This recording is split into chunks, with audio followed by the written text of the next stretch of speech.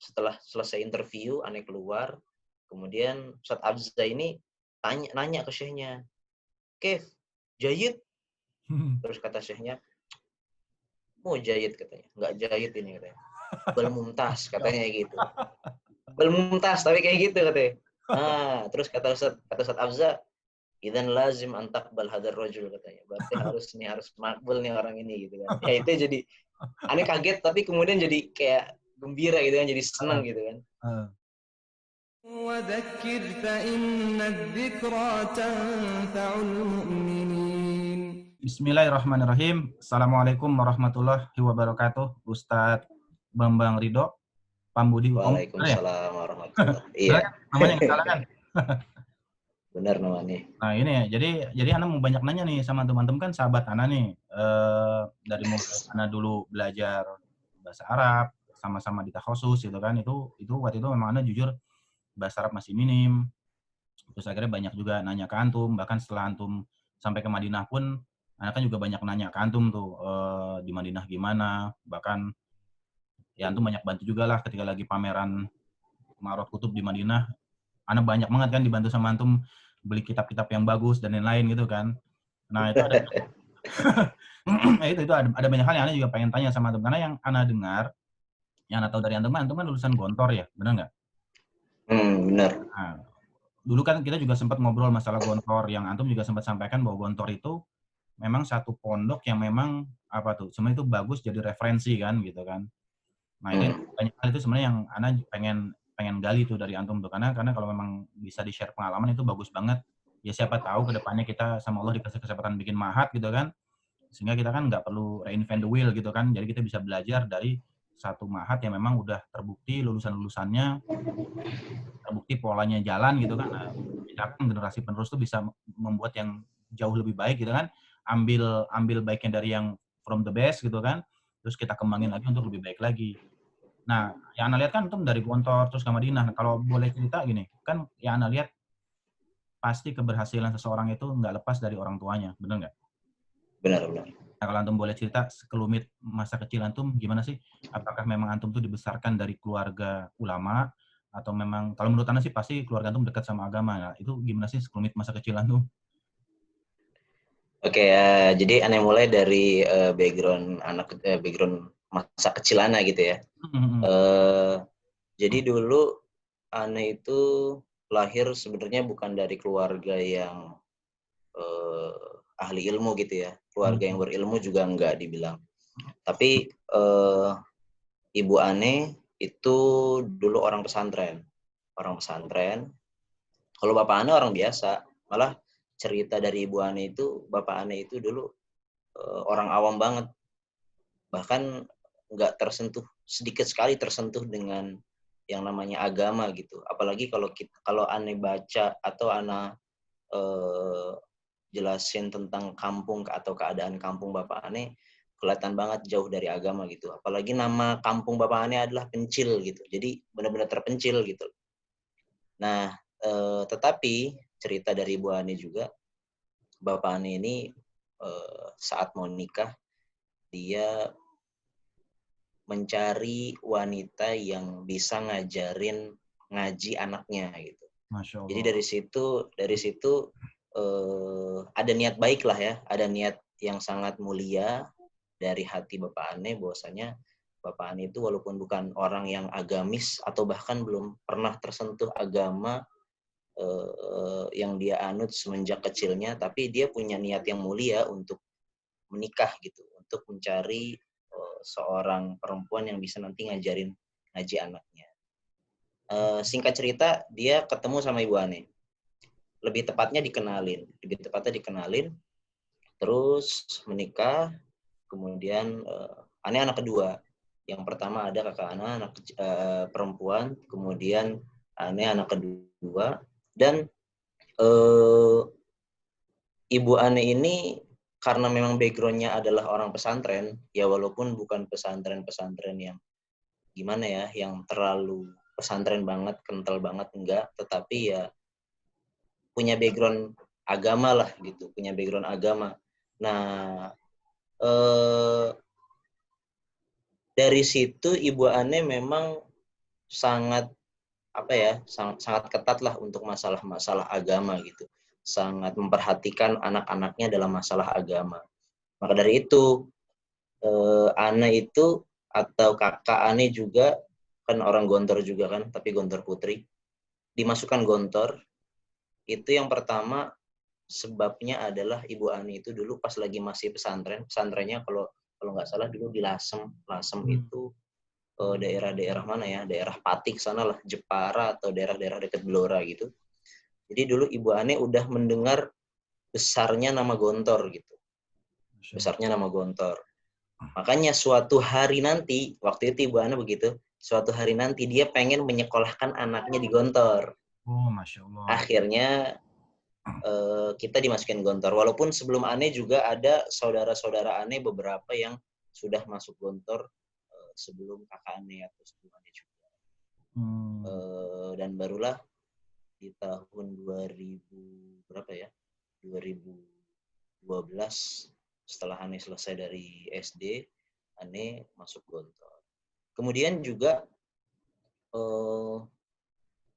dulu Ane kecil sekolah di SD biasa, SD negeri gitu, sekolah dasar negeri. Tetapi Ibu Ane juga masukin Ane ke TPQ seperti anak-anak pada umumnya kan, Taman Pendidikan Al-Qur'an. Ane masih ingat dulu Ibu Ane itu pernah bilang, ya namanya anak kecil dulu kan, kadang kita males gitu masuk ke TPQ gitu, harus siang-siang jam 2 lagi ngantuk gitu kan, atau mungkin kadang kita mau main tapi disuruh masuk TPA gitu kan. Tapi pernah Ibu Ani bilang gini, kalau kamu sekolahnya sekolah SD-nya di Min ya kamu nggak usah ngaji lagi, tapi karena kamu sekolah dasar negeri ya kamu harus ngaji TPQ. Nah, itu salah satu apa namanya ya, bentuk perhatian orang tua Ane untuk agama anak-anaknya seperti itu. Itu masa kecil Ane kira-kira seperti itulah. Gitu. Jadi memang yang menarik gitu ya, walaupun ayah antum background yang bukan agama, tapi ketika memilih jodoh pun, Masya Allah ya, beliau memperhatikan sisi agama gitu ya. Iya, iya. Benar. Itu cerita itu baru Ane tahu kayaknya setelah Ana lulus dari Gontor kalau nggak salah. Setelah lulus dari Gontor. Atau kalau nggak salah setelah setelah bapak Ane wafat kalau nggak salah. Berarti setelah 2017. Masya Allah, Masya Allah. Nah, terus Ustadz Bambang Ridho, itu kan yang Ana dengar, Gontor tuh memang punya nama besar, jadi pasti masuk ke Gontor tuh nggak mudah. Karena dulu Ana punya teman itu memang ingin sekali, teman SMP gitu ya, ingin sekali masuk Gontor. Dan dari cerita dia memang itu dia nggak langsung bisa diterima di Gontor. Jadi kalau dulu dia sempat cerita, jadi ada pesantren-pesantren yang disebut satelitnya Gontor lah di sekitarnya situ. Ana nggak tahu detailnya gimana, cuma dia cerita dia sempat mampir dulu ke pesantren mana, sampai akhirnya baru dia diterima di Gontor. Nah, memang yang Ana lihat itu perubahannya drastis itu begitu sekali waktu dia lagi liburan. Waktu itu kan teman Ana di Cimahi, Bandung ya. Pas dia lagi liburan, terus dia bilang ada di rumah, Ana ketemu dia di masjid. Itu memang perubahan apa ya, kepribadiannya memang Ana lihat beda banget gitu, beda banget sama sebelum dia masuk Gontor gitu. Nah, antum sendiri dulu gimana? Itu masuk Gontor kan susah tuh. Nah, itu Masya Allah tuh bisa diterima itu kan gimana tuh ceritanya gimana Ustaz? Cerita dulu masuk Gontor 2012 selesai SD, Ana sempat ikut perpisahan juga SD. Dulu kan SD itu selesai ya sampai sekarang ya, SD itu selesai kan di bulan Juni atau bulan Juli lah gitu kan. Ya. Dulu jadi sistem di Gontor itu sistem apa namanya, sistem kalender akademik Gontor itu pasti ngikutin yang namanya bulan-bulan Hijriyah. Bulan-bulan Hijriyah. Pasti masuk tahun ajaran baru itu di bulan Syawal, 10 Syawal. Nah, dulu itu kan bulan Syawal itu 2012, bulan apa ya? Aneh lupa, masih bulan September, Oktober mungkin ya. Kalau nggak salah seperti itu kan. Makanya Aneh dulu masuk Gontor, di Gontor dulu masih ada namanya calon pelajar. Dan waktu itu calon pelajar masih ada dapat apa namanya ya, kayak pelajaran. Jadi kita kayak nyantri tapi masih calon pelajar, masih calon santri gitu. Itu selama 3 bulan. Masya Allah. Selama 3 bulan. Selama 3 bulan kita digembleng kayak diajarin materi-materi yang nanti akan diujikan untuk masuk Gontor. Nanti biasanya bulan Sya'ban, di bulan Sya'ban kita udah mulai ujian tuh. Mulai ujian, ada ujian lisan atau ujian tulis. Ujian lisan ada ujian tulis. Nah, setelah nanti kita ujian, baru di situ ketahuan, diberikan pengumuman siapa aja yang lulus. Dan di situ kan banyak kan, ada yang lulus di Gontor 1 di Ponorogo, di pusat, ada yang lulus di Gontor 3 Kediri atau di Banyuwangi, atau ada yang di Gontor 6 di Magelang. Ya, sebenarnya gampang-gampang susah ya masuk Gontor. Memang banyak banget tuh yang saingan kita pasti banyak kan, ratusan orang bahkan ribuan. Iya, Bahkan betul. ribuan. Tetapi ya alhamdulillah dengan semangat, dengan dukungan orang tua, dengan kemauan kita juga, alhamdulillah waktu itu Ane berhasil lolos di Gontor 1. Oh, itu Masya Allah, itu Gontor 1 tuh yang Ponorogo itu memang idaman semua orang di situ ya? Karena itu pusatnya ya? Iya, iya. Jadi itu nanti disebar-sebar itu, ada yang di Gontor 1, di Gontor 2, sekarang juga ada di Gontor 2 Ponorogo, Gontor 3 Kediri. Itu disebar-sebar sesuai nilai sih kalau nggak salah ya. Masya Sesuai Allah. nilai ujian. Nilai-nilai yang bagus berarti masuk Gontor 1, nilai-nilai yang selanjutnya nanti sampai Gontor 6 seperti itu. Berarti gini ya, kalau antum di Gontor 1 bersyukur banget karena kan antum berkumpul sama yang ini ya, peringkat-peringkatnya yang memang kualifikasinya nilainya harus masuk diterimanya di Gontor 1 gitu ya. Jadi maksudnya Iya, antum iya. terbiasa dengan teman-teman ya, maksudnya benchmarking-nya dengan mereka-mereka yang memang secara ini akademis bagus gitu ya, Masya Allah gitu. Ya karena memang Gontor 1 jadi idaman karena memang sisi pengajarnya pasti lebih banyak dan lebih kompeten ya. Misalnya kayak ustadz-ustadz yang alumni-alumni luar negerinya kan lebih banyak. Iya. Kemudian secara fasilitas juga lebih lengkap gitu kan. Iya. Terus apalagi ya, yang satu yang paling istimewa sih kalau kita di Gontor 1 itu kita lebih sering bisa dengar petuah-petuah pimpinan pondok gitu. Oh, Masya Allah. Iya. Ya kan, karena pimpinan pondok kan ada di pusat kan. Iya. Dan itu yang paling menurut Ane paling istimewa. Bahkan Ane dengar dari, jadi gini, di Gontor itu dulu di Gontor, sekarang udah beda sistemnya. Dulu di Gontor orang dari kelas 1 sampai kelas 5 kan kita sistemnya KMI kan. SMP dan SMA itu disebut KMI dalam 6 tahun. Nah, kelas 1 dulu itu dari kelas 1 sampai kelas 5 kalau dia belum pernah di Gontor Pusat Ponorogo, nanti dia di kelas 6-nya, di kelas SMA kelas 3-nya itu pasti nanti dipindah ke Gontor 1. Tapi kalau sekarang udah enggak. Sekarang enggak menjamin hal tersebut gitu. Tapi kapanpun dia kalau memang dia punya ada peningkatan peningkatan nilai, peningkatan akhlaknya, dia bisa pindah ke Gontor 1. Anda pernah dengar dari salah satu teman Ane, dia bilang yang dulu dia itu udah lama banget di Gontor cabang, dia bilang satu yang paling kita kangenin itu di anak-anak Gontor-Gontor cabang itu adalah petuah-petuah pimpinan pondok gitu. Karena namanya pimpinan pondok itu kan pasti petuah-petuahnya kan lebih nyetrum, lebih ya beda lah gitu. Iya, ulama lah, dari hati, frekuensi juga beda lah rasanya gitu ya. Iya. Nah, kalau gini, kalau sistem pendidikannya sendiri yang antum rasakan gimana di Gontor? Dulu kan Anda sempat dengar katanya memang disiplin ya, disiplin. Terus, nah itu sistem belajarnya gimana sih? Maksudnya mulai jam berapa sampai jam berapa setelah belajar pelajaran akademis tadi, terus apa aja sih kegiatannya kalau antum boleh ceritakan? Jadi di Gontor itu, Anda mau berbicara dulu apa pendidikan menurut Gontor gitu kan? Menurut Gontor itu yang namanya pendidikan adalah segala sesuatu yang kita dengar, kita lihat, kita rasakan, itu semuanya adalah pendidikan. Itu definisi pendidikan di Gontor. Nah, maka dari itu, sistem pendidikan di Gontor itu 24 jam. Artinya begini, kita bangun kan kalau nggak salah, Ane masih ingat, jam 4. Sebelum subuh jam 4 atau jam 4 lah ya. Itu santri-santri dibangunin sama para pengurus rayonnya, pengurus sakannya, dibangunin, kita baca Al-Quran, kemudian setelah baca Al-Quran kita sholat subuh berjamaah, habis itu baca Quran lagi, setelah baca Al-Quran pembagian kosakata, setelah pembagian kosakata sekitar jam 5:30 bebas, ada yang mau makan, ada yang mau mandi, ada yang mau olahraga, siap-siap lah gitulah. Nanti jam 7 masuk kelas sampai jam 12:15. Nanti ada istirahatnya tuh jam berapa ya, lupa nih, jam 9:30 atau jam 9:15 gitu. Nanti pulang sekolah, balik ke Sakan, balik ke rayon masing-masing, ke asrama, sholat zuhur berjamaah, habis itu waktu bebas, makan, persiapan untuk kelas kelas sore, pelajaran sore. Kita ada pelajaran sore ini dimasukkan ke dalam kegiatan ekstrakurikuler. Nah, setelah pelajaran sore ini sampai jam 3, dari jam 2 sampai jam 3.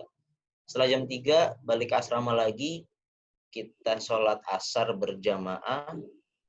Habis sholat asar berjamaah kita baca Al-Quran lagi.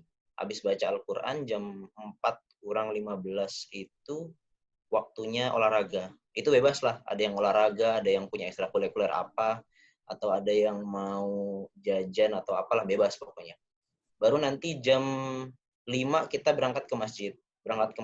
Kita sholat maghrib berjamaah, kemudian habis sholat maghrib pulang ke asrama lagi, baca Al-Quran. Setelah baca Al-Quran, jam 6:30 itu kita waktu bebas lagi. Ada yang makan malam, atau ada yang misalnya lagi didatengin sama orang tuanya gitu kan, itu dia bisa nemuin orang tuanya. Setelah itu nanti jam 7:30 kembali lagi ke asrama. Kita sholat isya berjamaah. Habis sholat isya berjamaah, kita menuju ke kelas masing-masing. Kelas masing-masing itu sudah sudah ditentukan gitu. Ada yang kelas 1 misalnya di sini, kelas 2. Itu untuk belajar malam. Belajar malam nggak formal. Dia hanya ya kayak kita pakai jaket gitu loh. Ya kayak cuman belajar bareng-bareng gitu kan, sambil murojaah atau tanya sama guru apa yang belum kita paham gitu kan. Nanti jam itu sampai jam 9:30. Jam 9:30 itu kegiatannya bebas. Nanti jam 10 kembali ke asrama. Terus kita doa bersama-sama untuk sebelum tidur. Nanti jam 10 itu setelah baca doa bersama itu kita tidur. Jadi di Gontor itu ya begitu. Dibilangnya dari bangun tidur sampai bangun tidur lagi, itu disebut pendidikan gitu. Iya, Masya Allah. Ya. Nah, berarti gini, Ustaz, kan Antum sempat bilang dengan siklus yang seperti itu. Nah, itu biasanya kan kalau dari pengalaman Ana sendiri ya, dengar-dengar dari teman, anak-anaknya teman yang lain, itu biasa mereka kalau ke pesantren tuh awal-awalnya mereka homesick tuh. Benar nggak? Nah, dulu anak-anak juga seperti itu. Begitu masuk ke pesantren tuh awal-awalnya mereka homesick. Bahkan Ana dengar dari anak-anak teman-teman yang lain tuh bahkan sampai ada yang minta pulang sampai ini, dan kadang-kadang juga orang tuanya nggak tega, dan kayak ya biasanya mereka dekat sama orang tua harus pisah sama orang tua gitu kan. Jadi ada fase di mana mereka homesick biasanya tuh. Nah, dengan siklus di Gontor yang seperti itu, apakah memang Antum sendiri dan mungkin lihat teman-teman juga awalnya mengalami hal yang sama gitu? Yang awalnya homesick itu sampai akhirnya mulai terbiasa, itu biasanya berapa lama sih sampai benar-benar akhirnya mulai menikmati ritmenya gitu? Jadi ini homesick ini Anda rasakan pas lagi masih jadi calon santri atau calon pelajar ya. Jadi pas lagi calon pelajar, dulu waktu Anda calon pelajar pertama kali, itu ya awalnya Anda merasa pas lagi ditanyain kamu siap kan gitu. Ya siap. Karena apa? Karena pertama kakak Ane udah masuk Gontor. Kemudian ada saudara Ane, jadi Ane masuk Gontor jadi calon pelajar, itu ada saudara Ane yang udah kelas berapa ya? Kelas 3 kalau nggak salah di Gontor 1. Jadi Ane merasa ya kenapa harus nggak kuat gitu loh. Kenapa harus nggak siap? Insya Allah siap, karena udah ada pendahulu kita gitu, saudara-saudara yang udah ada di sini duluan gitu. Cuman kenyataannya berbeda gitu. 3 hari Ane ditungguin. Setelah 3 hari Bapak Ibu Ane pulang gitu kan. Bapak Ibu Ane pulang, lah baru kerasa tuh, aduh kok Bapak Ibu Ane pulang gitu kan. Jadi baru tuh keingetan tuh, loh, nggak bisa ketemu lagi sama orang tua. Nah, di situ Mulai ada berasa. rasa-rasa sedih, ada rasa-rasa sedih. Bahkan setiap kali sholat, habis itu kita berdoa gitu kan, itu keingetan gitu.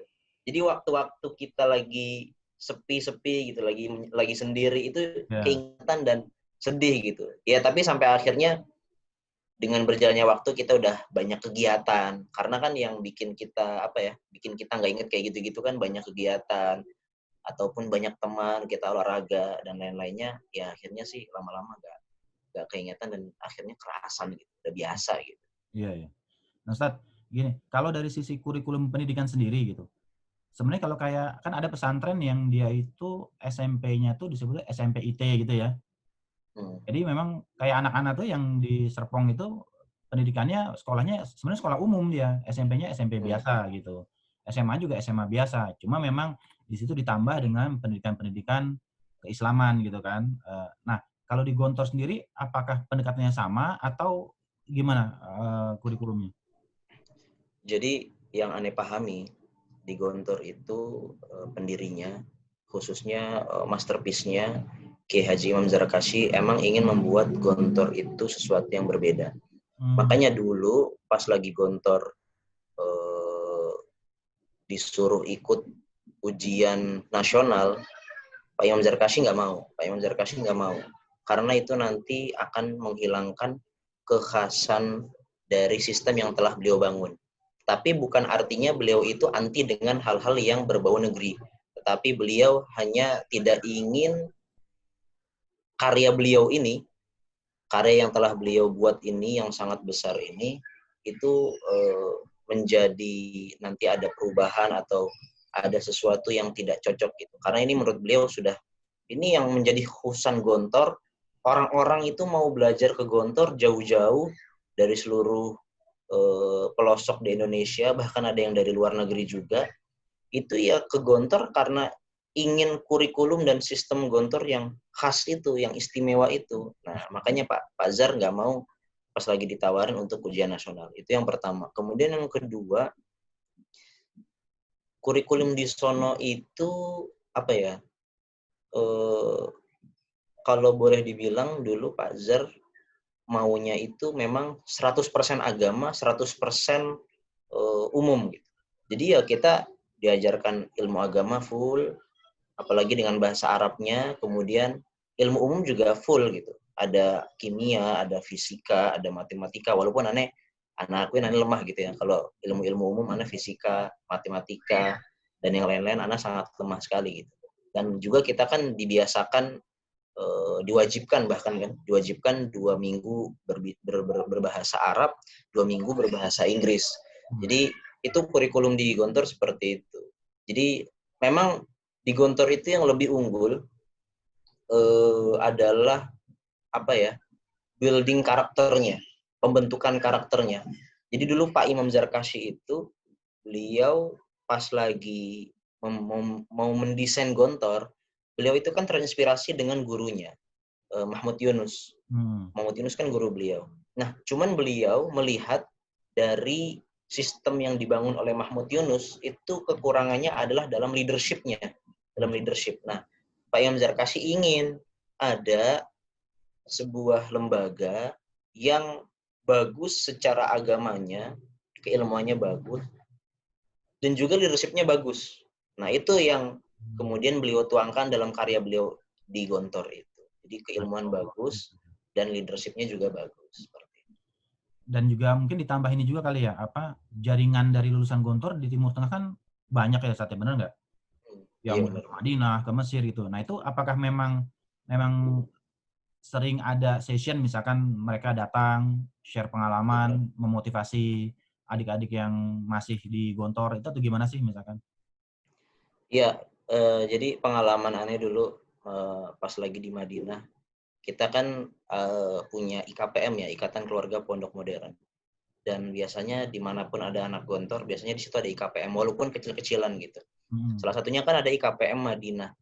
IKPM Madinah ini pengalaman aneh dulu, ya setiap ada alumni yang datang, misalnya lagi umroh atau lagi ada kunjungan apa, sebisa mungkin kita undang untuk ya temu kangen karena kita satu alma mater, bagi-bagi pengalaman atau yang lain-lainnya. Begitu juga kalau misalnya lagi musim haji nih. Musim haji kan biasanya ya macam-macam tuh. Ya. Ada alumni Gontor yang haji pasti insya Allah banyak. Kemudian juga tenaga musim haji yang misalnya dari Mesir atau anak-anak yang mahasiswa-mahasiswa Pakistan yang lagi pergi haji gitu. Itu biasanya juga kita kumpul-kumpul bareng. Kita saling sharing lah. Gimana sih pengalaman di Mesir, pengalaman di Pakistan, bagaimana keadaan-keadaannya gitu. Jadi memang salah satu yang memang Ane rasakan istimewa setelah Ane lulus dari Gontor adalah memiliki jaringan yang sangat luas gitu. Kita punya teman karena gini, anak Gontor itu kalau udah ketemu sama antum dari Gontor, walaupun dia terpaut jauh gitu sama kita, Ane 2012, mungkin yang Ane temuin ini lulusan tahun 90 atau 80, itu insya Allah kita langsung akrab gitu, nggak tahu. Itu mungkin keberkahan dari para kiainya ya gitu ya. Iya. Kita langsung akrab gitu, jadi seakan-akan itu udah terbentuk network kita tuh sama alumni-alumni Gontor, walaupun beda jenjang, beda tahun, tapi di situ udah kerasa banget gitu, kekeluargaannya. Nah itu kan antum bertemu sesama alumni gitu kan. Nah apakah memang ada sesi di mana alumni itu datang ke kampus Ponorogo 1 misalkan? Karena kan tadi yang Kiai Haji Imam Syarkasi sudah meletakkan fondasi keilmuannya ya, ada leadership dan lain-lain itu kan. Nah apakah memang ada juga sesi di mana alumni yang memang sudah lulus malang melintang di Timur Tengah datang ke pesantren gitu kan, sehingga teman-teman yang masih sekolah di Gontor melihat langsung gimana sih hasil dari pendidikan kurikulum Gontor itu, sehingga ketika alumni datang ke pesantren itu mereka juga bisa bercerita pengalaman mereka di Timur Tengah gitu kan, sehingga itu jadi motivasi juga buat adik-adik yang memang masih sekolah di sana. Karena kan biasanya kan mereka pas lagi menjalani pendidikan kan pasti ada aja yang ngerasa yang aduh berat lah, kok begini, kok begitu gitu kan. Tapi begitu mereka lihat, oh ternyata Masya Allah hasilnya adalah seperti ya kan para ustadz yang sudah lulus di Timur Tengah ini, ternyata output dari Gontor seperti ini. Nah itu kan yang juga jadi seakan-akan jadi bukti buat mereka bahwa yang kalian lakukan di sini walaupun berat itu insya Allah banyak nilai positif, banyak hikmahnya. Jadi membuat mereka tentu saja setelah melihat antum, melihat teman-teman yang lain pasti akan membuat mereka bersabar kan, jadi lebih semangat lagi karena ngelihatnya wah ingin seperti kakak-kakak yang udah selesai dan malah melintang di Timur Tengah. Nah itu apakah memang ada sisi kayak begitu yang untuk memberikan taujih ke mereka gitu? Sesi seperti itu sih nggak ada secara spesifik ya, tapi bisa secara tersirat dari misalnya gini, di Gontor itu kan ustadz-ustadznya banyak yang macam-macam ya, ada yang alumni Timur Tengah, termasuk di situ ada Madinah, Mesir,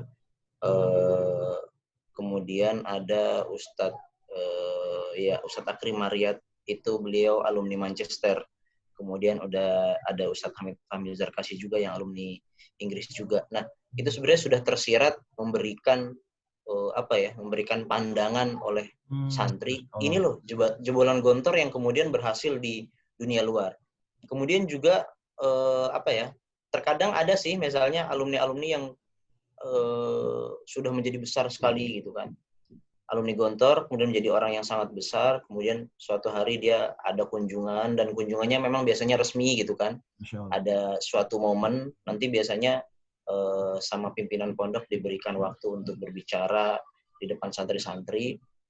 Atau juga, jadi gini, kalau siswa atau santri kelas 6 KMI, atau siswa akhir ya disebutnya, itu sebelum mereka menyelesaikan studi, habis masa studinya di Gontor, itu ada namanya sesi pembekalan.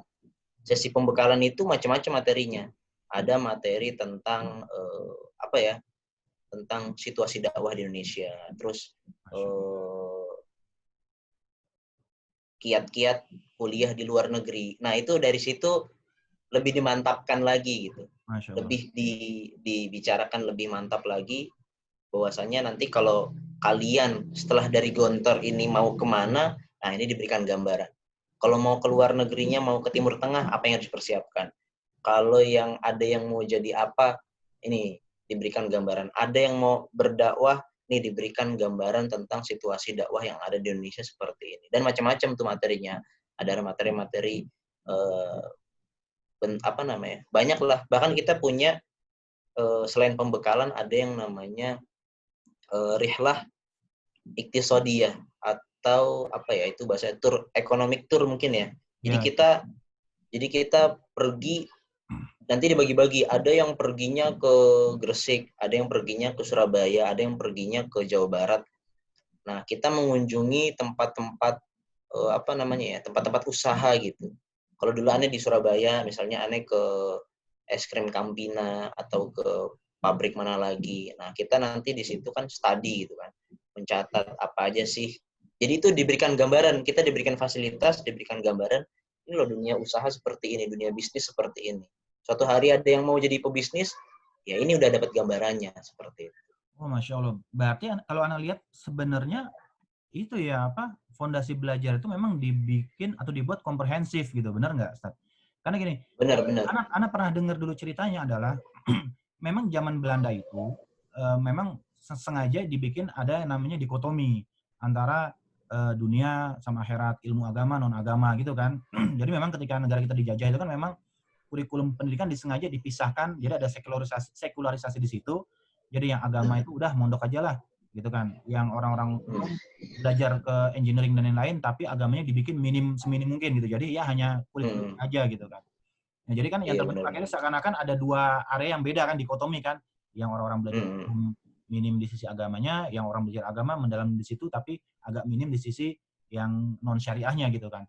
Jadi sebenarnya mungkin filosofinya pendiri Gontor menjawab itu semua kali ya. Mungkin beliau tuh ingin membuat iya kan individu yang komprehensif. Memang karena dalam Islam itu tidak ada pemisahan seperti itu gitu kan. Makanya ada tadi rihlah iktisodiyah dan lain-lain kayak gitu ya, benar nggak? Jadi kalau kita mau berbicara tentang Gontor, iya baca bisa kita langsung datang ke Gontor dan jangan lupa baca biografinya Kiai Haji Imam Zarkashi, itu ada bukunya. Di situ ada biografi beliau, ada pandangan-pandangan beliau, tulisan-tulisan beliau, dan juga ada buku yang satu lagi pandangan-pandangan alumni, pandangan-pandangan tokoh-tokoh tentang Kiai Haji Imam Zarkashi. Jadi kalau Anda baca Kiai Haji Imam Zarkashi ini sebenarnya pemikirannya seperti tokoh-tokoh aktivis atau dai-dai Islam di zaman beliau. Contohnya kayak Pak Muhammad Natsir. Masya Allah. Ya. Beliau ini dua-duanya sama, punya keinginan bahwasanya seseorang itu harus bisa umat Muslim itu harus menguasai agama dan juga menguasai dunia gitu. Masya Allah. Kalau di Gontor dulu kita sering dengar banget moto-moto atau filsafat hidup itu jadilah ulama yang intelek, janganlah jadi intelek yang tahu agama. Tafsirannya adalah jadi walaupun profesi apapun kita, misalnya ada yang jadi dokter, ada yang jadi ilmuwan fisika, walaupun dia berkecimpung sangat dalam masalah dunia, tapi jangan lupa yaitu dai, artinya apa? Segala apapun yang dia usahakan dalam keduniawian itu harus memberikan manfaat untuk agama. Jangan menjadi intelek yang tahu agama. Dia intelek, dia orang ilmuwan, dia pejabat, tapi dia tahu agama. Artinya tahu agama, ya tahu caranya taubat seperti apa. Kalau nanti dia nggak mikirkan, oh apa yang saya perbuat halal atau haram, enggak. Yang penting nanti saya tahu taubat gitu. Nanti salah ya saya bisa taubat. Itu yang Anda baca dari pemikiran pendidikan Pak Natsir dan juga Pak Kiai Haji Imam Zarkashi. Bahkan Anda baru baca juga nih, Anda kan merojaah lagi biografinya Kiai Haji Imam Zarkashi. Ternyata beliau itu salah satu tokoh yang menyelamatkan dunia madrasah.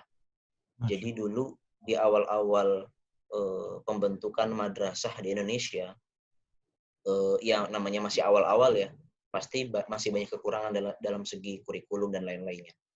Suatu hari ada keputusan dari presiden bahwasanya pendidikan di Indonesia ini mau dijadikan satu atap gitu. di bawah Dignas. Jadi ada isyarat madrasah ini dikelola oleh Dignas. Dan itu memberikan isyarat juga bahwasanya madrasah itu kayaknya nggak bisa menelurkan individu-individu yang bisa membangun bangsa gitu. Cuman bisa spiritual doang, cuman bisa ngaji, cuman bisa yasinan, cuman bisa apa, tapi dia nggak bisa memberikan kontribusi yang nyata untuk negeri gitu. Makanya itu ada keputusan itu jadi apa ya? Jadi kayak bisa jadi nanti ada asumsi umat Muslim itu, wah ini pemerintah nih nggak suka dengan umat Muslim. Kan pasti ada yang berasumsi seperti itu kan umat-umat Muslim. Maka dari itu kemudian Pak Kiai Haji Hamzah Zarkasy memberikan usulan kepada Menteri Agama saat itu Pak Mukti Ali kalau nggak salah. Pak Mukti Ali coba nanti kalau lagi rapat sama Pak Soekarno, lagi rapat menteri-menteri, kasih tahu ini keputusan ini apakah sudah dikaji secara dampak politisnya. Nah, coba kasih masukan. Sebenarnya madrasah ini kalau memang dilihat belum bisa belum bisa menelurkan individu-individu yang bisa berkontribusi nyata untuk negeri, ya jangan diserahkan pengelolaannya kepada Dignas, tetapi lebih baik diperbaiki saja kurikulumnya gitu. Akhirnya disampaikan oleh Pak Mukti Ali ke Pak Soekarno dan akhirnya disetujui. Dan akhirnya dibentuk lagi tim untuk pengembangan kurikulum madrasah dan akhirnya ya madrasah tetap di bawah Departemen Agama atau Kementerian Agama. Itu salah satu tokoh yang punya andil adalah Kiai Haji Hamzah Zarkasy seperti itu. Masya Allah. Pantesan dulu antum pernah cerita ke Ana bahwa sampai antum cerita di Gontor itu secara ekonomi pun mereka mandiri sampai kayak gitu ya. Karena memang Benar. ternyata pendirinya berpikir sudah sangat komprehensif kayak gitu ya, benar ya? Iya. Jadi memang di Gontor itu dulu kita sering dikasih wejangan sama pimpinan. Gontor itu maju bukan karena dibantu, tetapi dibantu setelah maju. Masya Allah. Jadi setiap ada pembangunan apapun itu kita dibantu, tapi bantuan itu tidak sangat banyak sekali. Tidak tidak kemudian hal tersebut yang bisa dibilang ini yang membuat maju Gontor, tidak. Tetapi orang mau membantu Gontor karena Gontor maju gitu. Jadi memang sejak awal mereka sudah berpikir entrepreneurship, benar nggak, Ustaz? Jadi mereka punya bisnis unit, dikembangkan, yang dimana bisnis unit itu profitnya dipakai buat operasional dari Gontor sendiri, benar kayak gitu ya? Benar. Jadi istilahnya kalau di Gontor kita punya Ana lupa. Ekonomi proteksi. Kalau nggak salah gitu ya, ekonomi proteksi. Jadi unit usaha itu kita yang punya. Yang mengelola ya kita juga, ya santri ataupun ustadz-ustadz. Yang beli ya kita juga. Yang merasakan manfaatnya dengan dibangun fasilitas-fasilitas ya kita juga. Itu ekonomi proteksi, maksudnya seperti itu. Iya. Jadi sebenarnya kalau misalkan memang ke depan Anda mau bikin mahat atau Anda bikin mahat, memang kayaknya modelnya Gontor menurut Anda udah cukup solid itu untuk bisa diambil pelajaran, terus mungkin ya kalau mau di sedikit modifikasi inovasi, tapi kayaknya sebagai framework kalau menurut Anda itu kayaknya udah lengkap itu Gontor itu. Soalnya apa enggak? Iya, benar. Makanya setahu Ana, alumni Gontor ya, yang ingin mendirikan pesantren itu biasanya sangat sangat terinspirasi sekali dengan sistem yang ada di Gontor. Apalagi dulu cita-cita pendiri Kiai Haji Hamzah Zarkasy itu mendirikan 1000 Gontor. Jadi mendirikan 1000 Gontor itu maksudnya bukan ada Gontor 1, Gontor 2 sampai Gontor 1000. Tapi alhamdulillah kita memang sekarang udah ada Gontor berapa ya? Aneh lupa. Udah banyak banget lah. Di Sulawesi aja udah ada, di Sumatera udah ada, yang belum ada di Papua, di Bali, sama di Kalimantan. Yang dimaksud 1000 Gontor itu adalah nanti para alumni-alumninya mereka akan membuat pesantren, nanti disebut dengan pesantren alumni. Nah, itu kan saking banyaknya nanti bisa menjadi 1000 mungkin kan. Maka dari itu setiap alumni yang bikin pesantren pasti dia pengen banget ada penerapan sistem yang dahulu dia pernah rasakan untuk diterapkan di pesantrennya. Bahkan Ane sendiri ya, alhamdulillah Ane kan di rumah ada ya kayak yayasan kecil-kecilan lah. Yayasan Ane ini ada anak TPA, ada RA-nya juga. ya sedikit banyak Anda terinspirasi dari sistem yang ada di Gontor, apa yang pernah Anda rasakan untuk Anda aplikasikan di sini ya. Walaupun dengan banyak penyesuaian. Karena kan tidak bisa kita copy paste banget diterapkan di Ya, tempat yang baru, harus ada penyesuaian-penyesuaian gitu. ya. Setidaknya model dasarnya sudah ada gitu kan, tinggal antum Iya, melakukan adjustment penyesuaian sesuai dengan kondisi dan keadaan gitu ya. Cuma minimal benar-benar. framework dasarnya, model dasar udah dapat tuh kita di situ tuh. Karena memang kalau Anda lihat sih itu udah komprehensif banget, udah lengkap banget cara Kiai Haji Imam Besar Qasim melihat ya kan dari definisi pendidikan ya kan, terus cakupannya apa aja gitu kan. Jadi memang sebenarnya itu menjawab ide apa ya yang dikotomi dulu dilakukan sama Belanda sebenarnya kan. Itu dijawab dengan Iya, benar. Gontor. Nah, saat Bang Ridho gini, berarti kan dengan nama besar yang Gontor punya gitu kan, itu kan bisa dibilang juga sebenarnya yang teman-teman yang yang sekolah di Gontor itu kan udah punya golden ticket nggak langsung untuk masuk ke Al Azhar misalkan, masuk ke Madinah gitu. Apakah memang seperti itu atau gimana, Ustaz? Ya bisa dibilang seperti itu ya. Kalau kita bicara pengen kuliah ke Timur Tengah, insya Allah alumni-alumni Gontor itu insya Allah lebih mudah lah.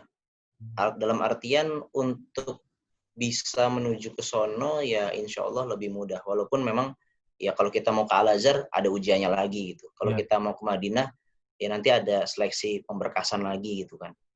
Tapi nanti setelah kita misalnya kita keterima di Madinah atau keterima di Mesir, kita akan mudah untuk mengikuti pelajaran-pelajaran atau sistem pembelajaran yang ada di sana gitu, yang di Timur Tengah. Karena memang apa yang diajarkan di Gontor itu ibaratnya sudah kayak kunci gitu. Kita udah dikasih kunci. Itu Ya. dulu wejangan-wejangan seperti itu. Kamu itu di Gontor, kalian itu diberikan kunci.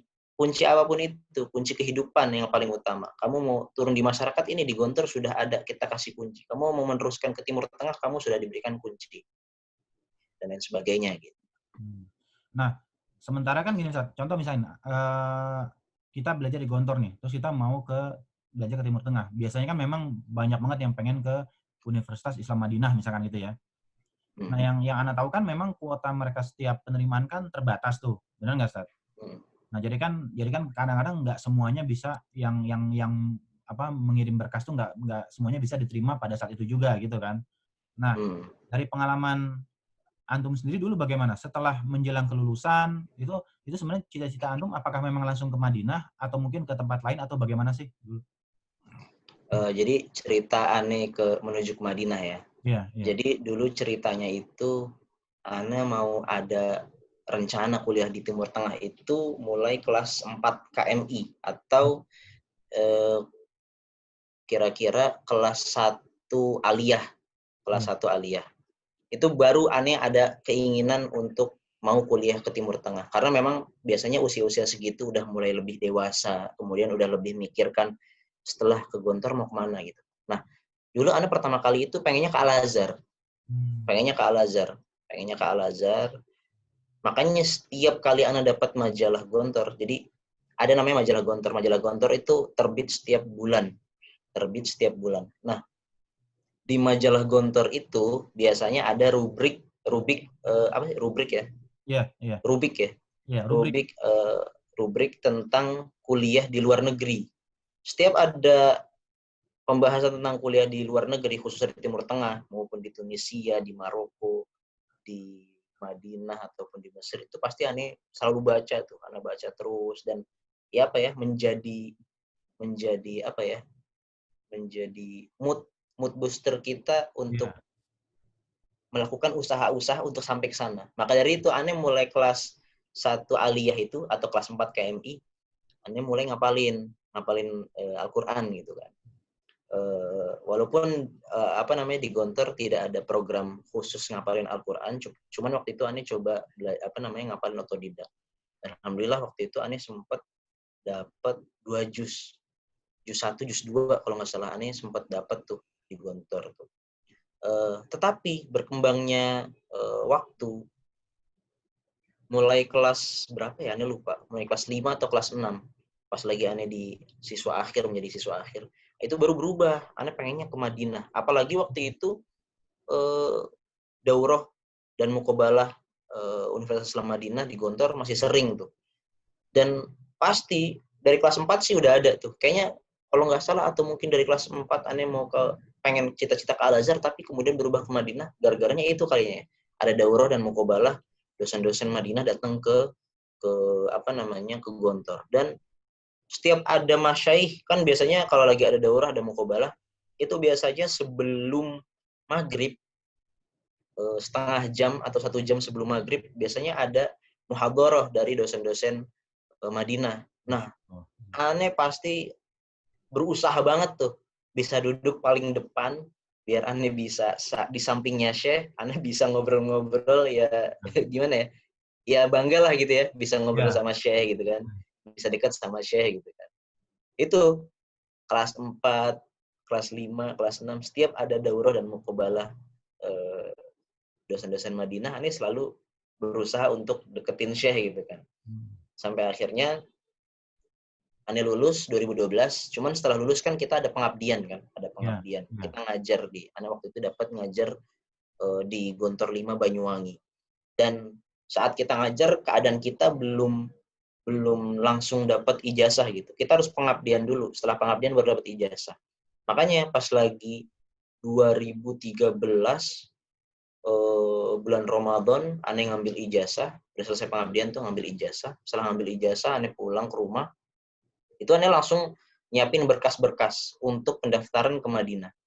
Aneh legalisir bukan legalisir, terjemahin berkas-berkas yang harus diterjemahkan, kemudian bikin paspor gitu kan. Dan sampai akhirnya bulan Desember kalau nggak salah, bulan Desember 2013 aneh daftar online ke Madinah di Universitas Islam Madinah. Dan waktu itu di akhir bulan Desember juga 2013, karena emang ada dukungan dari orang tua, dari bapak Ani, dari ibu Ani ada dukungan. Waktu itu ibu Ani bilang, yaudahlah berangkat aja umroh, ibu bayarin. Nanti kamu sekalian mukobalah gitu kan, mukobalah di Madinah langsung gitu. Oh yaudah, bismillah. Akhirnya sesampainya di Madinah, alhamdulillah kan ada kakak kelas juga, kakak kelas Gontor yang waktu itu udah kuliah di Madinah, sedang kuliah di Madinah ya, dengan bantuan mereka aneh mukobalah. Dan waktu itu ya aneh daftar ulang lagi, daftar online lagi tuh. Daftar online lagi. Jadi waktu itu aneh megang dua nomor pendaftaran Madinah gitu kan. Nah, alhamdulillah waktu itu dianterin sama Ustadz Afza kalau nggak salah ya. Iya, Ustadz Afza. Dianterin sama Ustadz Afza ke bagian penerimaan. Kemudian aneh ditanya interview sedikit lah sama Syekh kan. Biasanya begitu kan. Ditanyain tentang apa ya. Aneh lupa sih pertanyaan-pertanyaannya. Cuman waktu itu setelah selesai interview, aneh keluar. Kemudian Ustadz Afza ini nanya ke Syekhnya, Kev, jayid? Terus kata Syekhnya, mau jayid katanya. Nggak jayid ini katanya. Belmumtaz katanya gitu. Belmumtaz, tapi kayak gitu katanya. Nah, terus kata Ustadz Afza, idan lazim antakbal hadar rajul katanya. Berarti harus makbul nih orang ini gitu kan. Ya itu jadi aneh kaget tapi kemudian jadi kayak gembira gitu kan, jadi senang gitu kan. Terus akhirnya ya singkat cerita itu umroh itu kan jadi umroh aneh dapat 2 tahun tuh, akhir-akhir 2013 sama awal-awal 2014. Jadi aneh tahun baru 2014 itu di Madinah.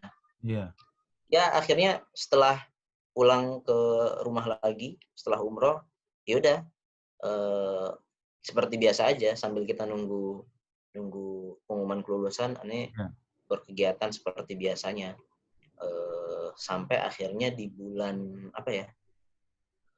sebelum ada pengumuman aneh masuk Lipia dulu kan. Masuk Lipia itu di bulan lupa nih bulan, kalau nggak salah sih di bulan Agustus waktu itu aneh keterima di Lipia.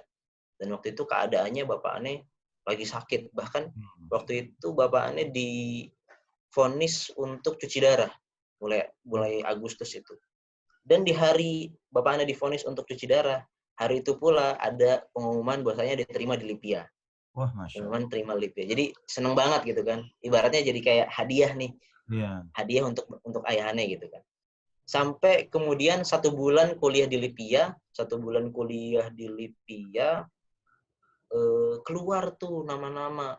Waktu itu keadaannya siang-siang, Ane pulang dari Lipia, Ane diminta bapak Ane, Dok, anterin yuk ke bank gitu. Mau nyetor duit yayasan, menyetor duit yayasan. Ane anterin ke bank. Sampai bank, pas lagi kita masih nungguin antrian, teman Ane, mungkin antum kenal ya, Ustaz Abdul Khair, ngasih tahu ke Ane, Dok, nama Ane keluar pengumuman Madinah. Ah, yang bener. Itu waktu itu Ane kaget banget.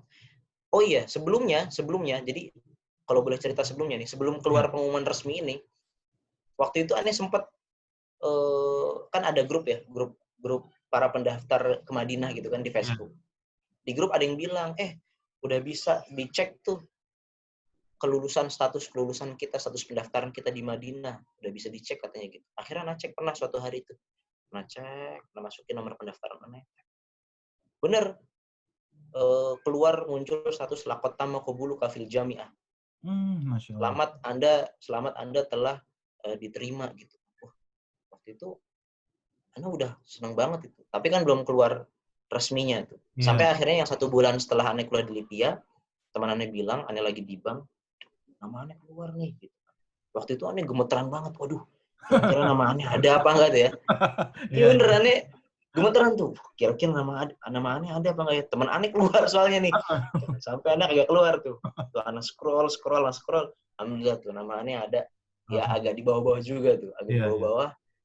Akhirnya keluar nama Ane dan ya lagi-lagi orang yang paling pertama Ane kabarin bahwasanya Ane terima Madinah itu ayah Ane. Iya, iya, Masya Allah. Itu ya bahagia banget lah. Itu cerita tuh gimana dulu Ane bisa sampai diterima ke Madinah.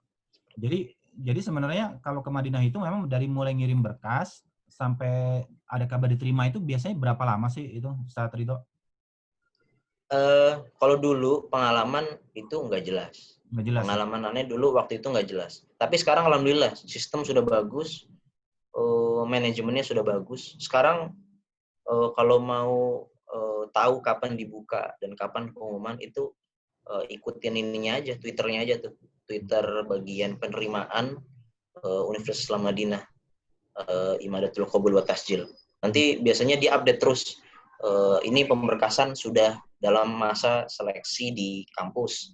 Setelah nanti selesai seleksi di kampus, nanti seleksi di apalagi ya di majelis tertinggi lagi. Baru nanti kalau udah kesaring, baru nanti diajukan lagi ke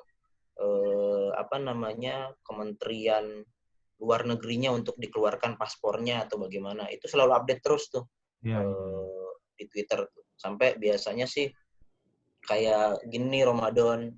Setahu aneh waktu itu berapa tahun yang lalu udah bagus sistemnya. Biasanya bulan-bulan Ramadan kayak gini keluar nama-nama yang lulus. Gitu. Tapi Allah alam kalau lagi masa-masa pandemi gini.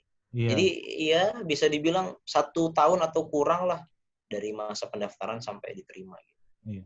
Makanya jadi karena mungkin dulu sistemnya belum sebagus sekarang, jadi makanya dulu teman-teman termasuk antum juga akhirnya perlu cari backup gitu ya, sambil nunggu di Madinah diterima apa enggak, ya backup kemana dulu, misalkan ke Lipia atau kemana kayak gitu ya. Iya, jadi emang dulu ada nasihat seperti ini, nasihat-nasihat dari senior-senior atau kakak kelas yang udah kuliah di Madinah. Kalau kamu kalau kamu daftar di Madinah, harus begini, daftar, abis itu lupain. Jangan Masya Allah. ingat-ingat lagi. Iya, iya, iya, iya. Biar apa ya? Biar kita nanti fokus ke apa yang ada di depan kita gitu. Kalau Madinah ini kan masih suatu hal yang akan datang gitu kan, Iya, masih lama iya. gitu. Iya. Iya, kalau udah daftar udah, habis itu tinggalin kerjain apa yang ada di depan mata kita ya. Kalau mau kuliah di mana silakan kuliah di mana gitu. Nanti kan kalau ada pengumuman kelulusan juga ya kita pulang lagi terus kita berangkat ke Madinah gitu. Iya. Makanya waktu itu aneh sambil nunggu Madinah itu ya sambil nyari tempat-tempat buat ngapal Quran. Iya. Terus juga belajar ya bareng sama antum juga kan di Cilengsi di Roja, Iya, takhusus iya. setiap Sabtu Minggu. Kemudian juga ke Lipia juga dulu dan lain-lainnya gitu. Iya. Pantesan waktu di takhusus dulu pas lagi mau ujian kitanya belajar keras antum nyantai-nyantai aja ternyata udah Udah gampang buat antum buat itu ya. Nah, kalau muqabalah sendiri gitu kan, berarti kan tadi kan antum cerita antum muqabalah ke Madinah gitu kan. Itu Hmm. itu apa aja sih persiapannya? Satu pasti hafalan dites lah ya, hafalan kan pasti gitu ya. Hafalan tilawah dites nggak? Kalau kita ngomongin muqabalah ya Iya, atau iya. interview, yang pertama nih yang perlu Anda tekenin, sepertinya muqabalah ini bukan sesuatu yang wajib atau bukan sebagai sesuatu standar kelulusan gitu. Masya Allah. Ini yang Anda intisarikan untuk sampai saat ini gitu. Iya. Sebab apa? Buktinya pas lagi dulu Anda keterima di Madinah itu banyak sekali teman Anda yang tanpa muqabalah. Jadi daftar online aja, masukin berkas-berkas, terus keterima tanpa dia muqabalah. Masya. Makanya dari situ Anda intisarikan bahwasanya muqabalah bukan sesuatu yang wajib dan bukan bukan acuan apakah dia akan diterima atau tidak. Toh sekarang pun beberapa tahun yang lalu, udah beberapa tahun yang lalu itu kan kalau nggak salah kampus Universitas Islam Madinah juga udah mengembangkan interview secara online, interviewnya via Skype. Jadi walaupun misalnya tidak ada daurah, tidak ada muqabalah di Indonesia, kalau dia daftar dia bisa muqabalah secara online via Skype. Tapi nggak tahu kelanjutannya pengembangannya bagaimana, Allah alam. Yang terpenting, yang paling penting itu adalah di berkas-berkasnya. Dan yang paling aneh sarankan adalah nilai ijazah kita. Nilai ijazah tuh kayaknya sih sangat menjadi pertimbangan. Karena dulu ceritanya gini. Dulu aneh semester berapa ya? Nggak lupa. Semester 6 kali ya. Semester 6, suatu hari aneh deket sama salah satu dosen Ana. Dosen Ana ini beliau pernah ngajar usul fikih, kemudian di semester berapa itu beliau ngajar maqasid. Dan ternyata beliau ini adalah tangan kanannya rektor. Tangan kanannya rektor. Nama Syekh Ana siapa namanya? Syekh Muhammad Dr. Muhammad Soleh bin Said. Dan sekarang beliau menjadi beliau udah nggak ngajar lagi di Madinah. Beliau sekarang jadi apa namanya ya? Ketua bagian masjid, mudir syu'un masajid. Jadi beliau ketua bagian masjid di bawah Kementerian Agama. Jadi beliau sekarang jadi pejabat. Suatu hari Anda pernah dipanggil sama beliau. Bambang, siap-siap ya, rektor mau ke kamar kamu katanya gitu. Waduh, kamarannya kan berantakan ya. Karena kamarannya biasanya jadi base camp teman-teman gitu kan. Siap-siap ya, rektor bakal kamar ente katanya gitu. Wah, beneran sih? Iya bener. Rektor, maksudnya rektor yang mana sih? Ya rektor kampus. Oh iya sih, iya sih. Sampai akhirnya di hari hanya sore-sore Anda dikasih duit tuh 100 real nih 100 real beli makanan nanti buat menjamu rektor gitu. Oh ya siap. Di situ Anda beli makanan siap-siap. Bener tuh rektor ternyata datang. Ya istilahnya si rektor ini pengen belusukan gitu lah, pengen belusukan gitu kan. Pengen belusukan, pengen ngobrol-ngobrol santai gitu di kamarnya mahasiswa gitu kan. Udah, kira kita ngobrol. Nah, di situ dosen rektor itu waktu itu Dr. Hatim Marzuki, rektornya masih, beliau tanya, kalian itu kalau di Indonesia ada nggak yang namanya ikhtibar kias? Waktu itu kita bingung, ikhtibar kias ini apa? SMBPTN atau apa gitu kan? Ternyata ikhtibar kias itu, wallahualam ya, ini juga bingung ya, kalau ke Indonesianya itu apa ya? Atau mungkin tes IQ atau apa? Karena sekarang kalau nggak salah di kampus-kampus di Saudi kalau kita pengen lanjut atau di sebuah jenjang pendidikan sih kalau masuk S1 atau masuk S2, S3 kita harus punya sertifikat ikhtibar kias kayak tes IQ sih mungkin sih. Ini nggak pernah ikut juga sih, kemarin nggak sempat ikut juga. Nah itu beliau nanya kayak gitu. Nah itu sebenarnya beliau itu pengen pengen mencari tahu gitu loh, sebatas sejauh mana sih kemampuan otaknya mahasiswa gitu. Sebab kalau nggak salah di zaman beliau itu mulai ditertipin kayak apa namanya orang-orang yang lewat dari batas semester gitu. Kan seharusnya 8 semester selesai S1 ya. Cuman Iya. di zaman beliau kan dilihat, mungkin beliau melihat data kan. Tahun Iya. sekian, misalnya tahun 2014 yang diterima di Madinah 5.000. Tapi kok di tahun 2018, 4 tahun kemudian yang keluar cuma 500 lah, 4.500 Iya. orang lagi kemana nih? Iya. Berarti pada Iya. molor nih. Nah, ini Iya. itu yang mungkin dicari sama beliau. Sampai akhirnya beliau mungkin apa ya? Beliau punya ide bahwasanya wah ini harus ada pengetatan dalam masalah perekrutan mahasiswa baru gitu. Iya. Nah, makanya aneh lihat-lihat sih semenjak aneh sampai sekarang itu yang kalau aneh lihat dari anak-anak Gontor sendiri ya, biasanya yang diterima itu yang nilai ijazahnya cukup bagus. Jadi kalau mau daftar di Madinah, jangan lupa persiapin nilai ijazah itu harus bagus. Iya, sebaik mungkin karena mungkin kan yang daftar banyak. Jadi mungkin itu screening awal mereka paling mudah lihat ijazah dulu kali gitu ya. Benar-benar. Hmm. Karena ya gitu, mereka nggak mau asal-asalan milih Ya, ya, mahasiswa. Jadi harus kafaah ilmiahnya dia punya sehingga nanti di Madinah tidak sampai ter-DO, ya iya, kan? ya, betul. Karena kan ini masalahnya mereka ini dibiayai kerajaan. Betul, betul. Dibiayai kerajaan artinya ada budget kan? Wah, Ya, kalau mereka masih banyak yang apa namanya lewat 8 semester sampai berapa semester bahkan mungkin sampai 10 semester, 12 semester, 16 semester itu kan budget juga kan iya. kerajaan kan. Nah, itu yang mungkin di apa namanya dibenahi oleh rektor waktu itu Dr. Hatim Iya. Al-Marzuki gitu. Nah, tadi kan berarti memang screening awal itu memang sebenarnya kita bagusnya jagain nilai ijazah gitu ya.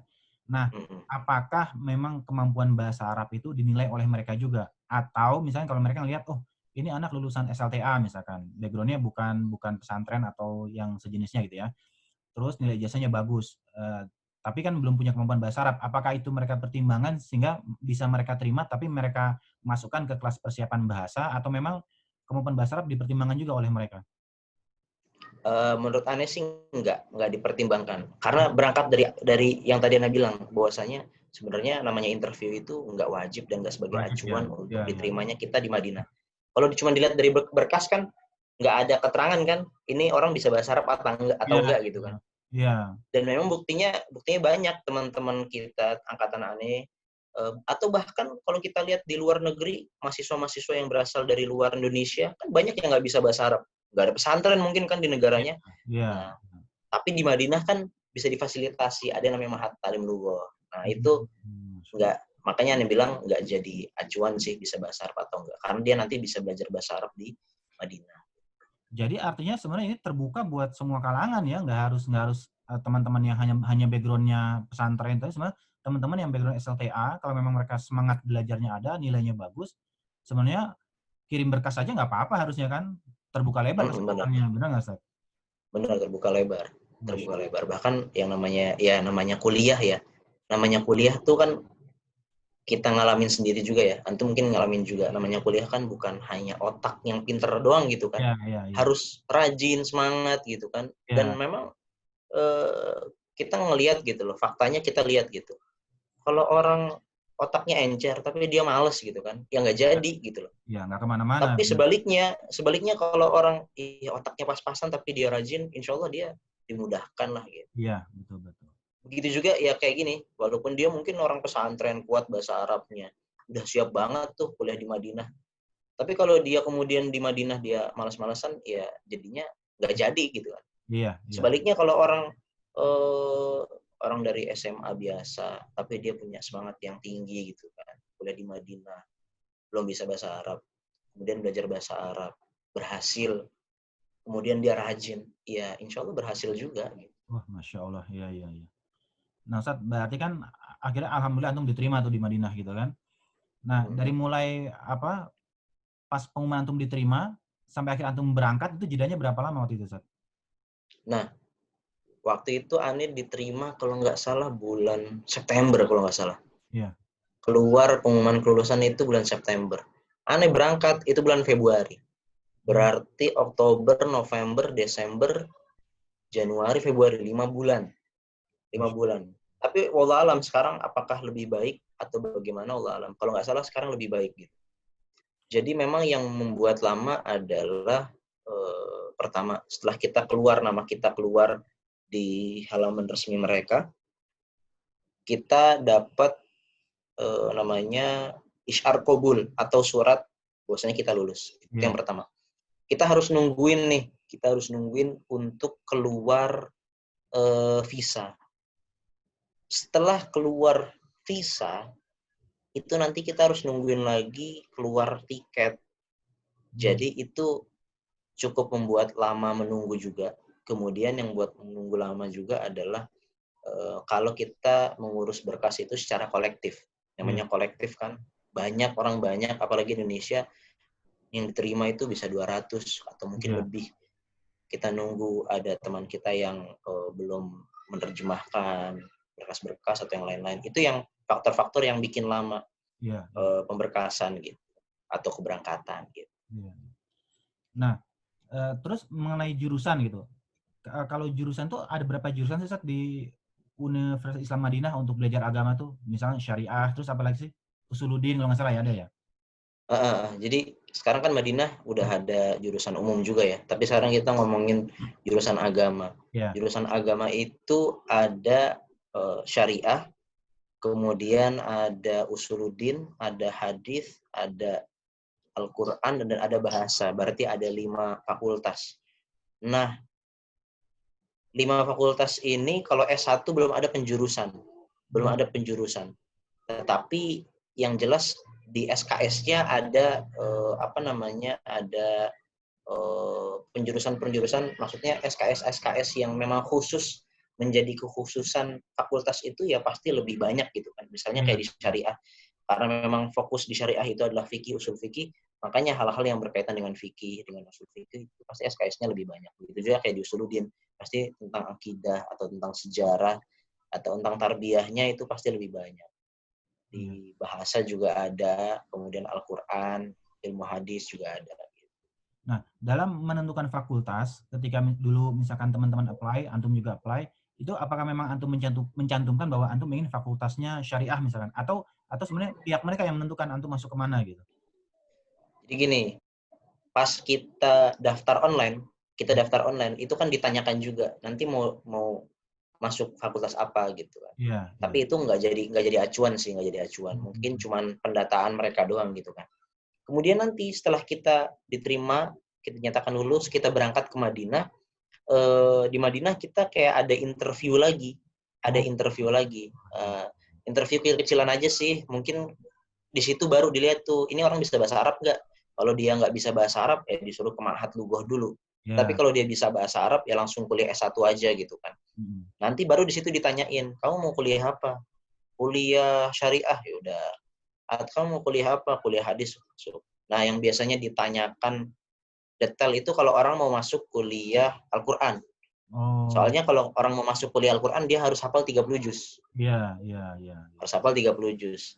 Nah, baru di situ ntar dites hafalannya seperti apa. Kalau emang dirasa sama syekhnya oke, ya udah, dia baru bisa masuk kuliah Al-Quran. Jadi pas antum ditanya mau kuliah apa, antum sebutkan syariah gitu, itu mereka langsung ya udah berarti memang antum ditempatkan di syariah gitu ya? Iya, seperti itu. Jadi yang agak berat tuh memang Quran ya, karena memang syaratnya kan harus hafal mungkin 30 juz ya. Benar. Nah, kalau masalah ini saat perkuliahan sendiri, itu sebenarnya di Universitas Islam Madinah itu gimana sih bedanya sama Lipia? Kalau di Lipia kan yang Ana tahu tuh bukan sistem SKS ya, kalau nggak salah mustawa gitu ya. Benar nggak? Nah, kalau di Madinah itu apa sistem SKS? Misalnya tiap SKS kita tiap semester ngambil berapa SKS atau kayak kampus biasa atau gimana sih sebenarnya sistemnya? Iya, di Madinah itu kita sistem SKS juga ya. Sistem SKS, kita ada minimal, ada maksimal. Jadi setiap satu semester kita bisa atur jadwal sendiri tuh. Kita tinggal masuk ke ke akun pribadi kita, ke akun pribadi kampus kita. Ntar kita di situ dapat jadwal. Kita udah dikasih jadwal, seret. Nah, tapi kita bisa otak-atik. Tapi di situ ada batas minimal, ada batas maksimal. Batas minimal contohnya misalnya minimal ente ngambil 18 SKS atau berapa SKS gitulah. Nah, itu nanti kita bisa otak-atik, wah ini pengen, oh nanti aja. Atau ini pengen dirubah, pengen diganti, oh pengen milih dosen. Atau pengen jam sore aja, itu bisa dirubah-rubah. Iya, Seperti itu. iya, iya. Nah, kalau di Lipia, dulu nggak gitu kan ya, kalau di Lipia yang Anda dengar ya? Benar nggak? Di Lipia ya udah dia full, dia nggak bisa otak-atik, dia begitu aja Itu udah. ya? Iya, iya, iya, iya. Jadi pokoknya tiap mustawa, ya udah mata kuliahnya ini, itu dia harus ikut semua gitu kan ya? Heeh. Nah, kalau ini sendiri saat kalau siklus hidup antum di Madinah sebagai mahasiswa itu gimana sih biasanya apa dari mulai kan di asrama tinggalnya kan? Itu nah bangun jam berapa, terus mulai kuliah tuh biasanya mulainya jam berapa sampai jam berapa itu siklusnya gimana sih kesehariannya kalau di Madinah itu? Siklusnya ya sebenarnya kayak orang biasa aja sih ya. Iya. Misalnya kita bangun subuh gitu kan, sholat subuh. Nanti masuk kuliah itu jam 7:30. Ya kita habis subuh sampai jam 7:30 ya ada yang makan dulu atau ada yang ngapain ikut halakoh dulu atau ada yang lain-lain gitu kan. Jam 7:30 masuk. Normalnya kalau dia ikut kuliah pagi full, semua mata kuliahnya di pagi itu, biasanya dia selesai jam berapa ya? Jam 12.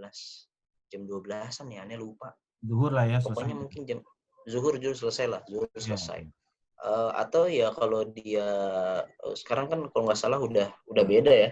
Sekarang tuh udah beda. Sekarang itu kelas bisa sampai sore gitu. Oh, Masya Bisa Allah. sampai sore atau bisa sampai malam bahkan. Jadi ada yang mungkin dia pengen ngerubah jadwal kuliahnya dia, ada yang dapat pagi, kemudian dia ada yang dalam sehari, ada yang kemudian dapat malam, ya bisa jadi gitu. Ya, tapi kan karena memang kampus dan asramanya dekat gitu kan, masih dalam Iya. satu lingkup, ya dia bisa pulang balik ke kamar dulu atau dia bisa santai-santai dulu. Nah, yang Anda dengar itu kan yang banyak selama diceritakan teman-teman itu kan memang ada bis yang nganterin antum semua ke Masjid Nabawi gitu ya. Nah, itu biasanya jam berapa saat bisnya itu ready, terus diantar ke Masjid Nabawi, terus nanti dijemput pulang lagi biasanya sampai jam berapa tuh? Salah satu fasilitas emang ada bis. Bisnya itu biasanya kalau ke Masjid Nabawi biasanya habis asar. Habis asar, nah itu biasanya rame tuh. Jadi orang habis sholat asar langsung beruduk langsung menuju ke bis, karena bis juga terbatas, artinya bis bolak-balik dia kan. Iya, iya. Udah ke Madinah udah ke Masjid Nabawi, balik lagi ngangkut lagi yang lain gitu kan. Itu habis asar. Nanti dijemput lagi itu ba'da Isya.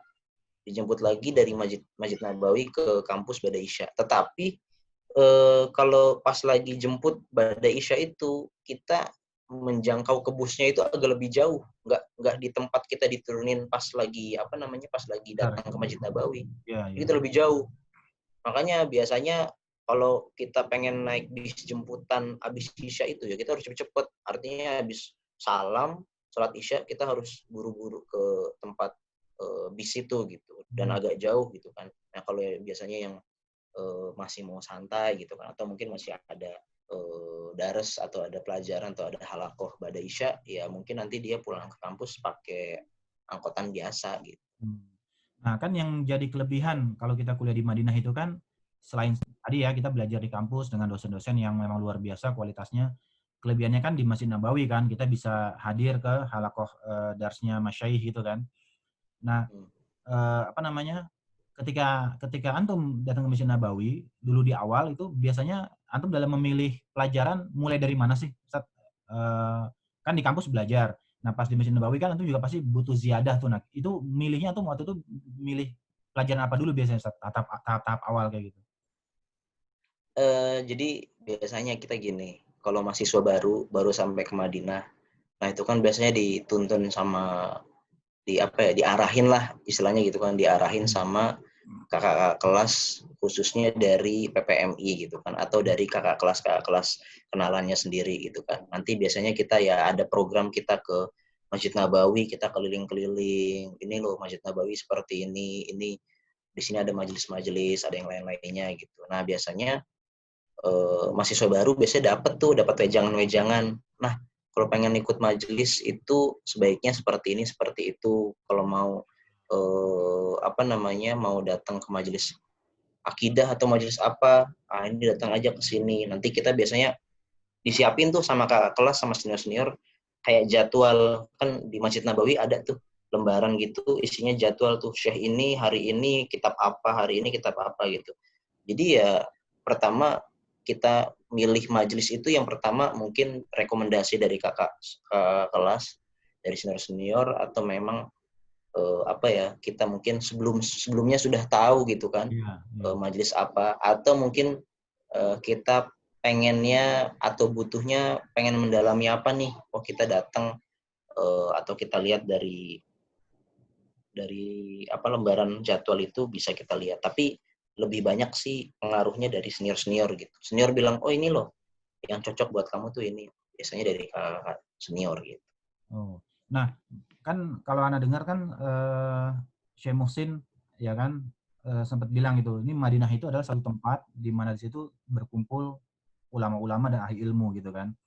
Nah, alhamdulillah kan antum dapat kesempatan belajar di kampus. Setelah itu bisa juga datang ke kajian Dars Masyaikh di Masjid Nabawi. Nah, apakah di luar itu juga teman-teman di Madinah memaksimalkan lagi misalkan mulazamah dengan syekh siapa untuk mengkhususkan di bidang ilmu apa misalkan, atau mungkin ada juga yang mungkin mulazamah untuk Quran agar bisa juga ngambil sanatnya juga, atau gimana biasanya Ustaz?